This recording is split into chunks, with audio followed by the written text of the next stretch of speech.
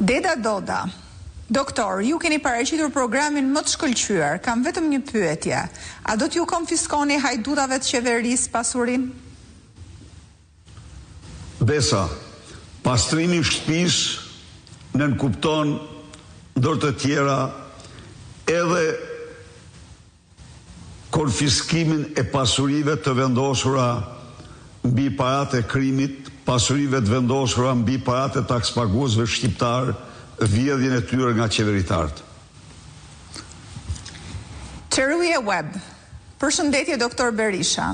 Çfarë projektesh do të kesh në bujqësi, kryesisht për kanalizimet e ujit Vaditës? Për shembull, në komunitetin e bashkisë Klos nuk është bërë asnjë investim.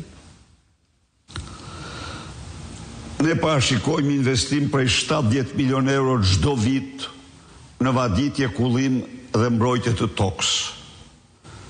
Ne do bëjmë gjithçka që të mbi dyfishojmë sipërfaqen e vaditur gjatë mandatit të parë. Për ne, vaditja, kullimi dhe mbrojtja e tokës do të jetë një nga çështjet më kryesore të programit tonë për bujqësinë. Miftar Gjapi.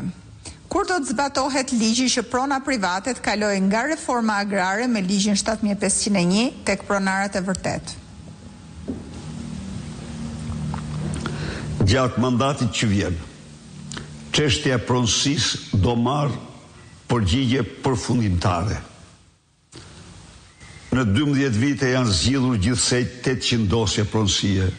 Në 4 vite unë garantoj pronarët se çdo pronar ose do të marrë tokën, t'i kthehet toka që ka patur, ose do kompensohet me tokë apo me vlerë tregu të saj, me financë, pra me lek.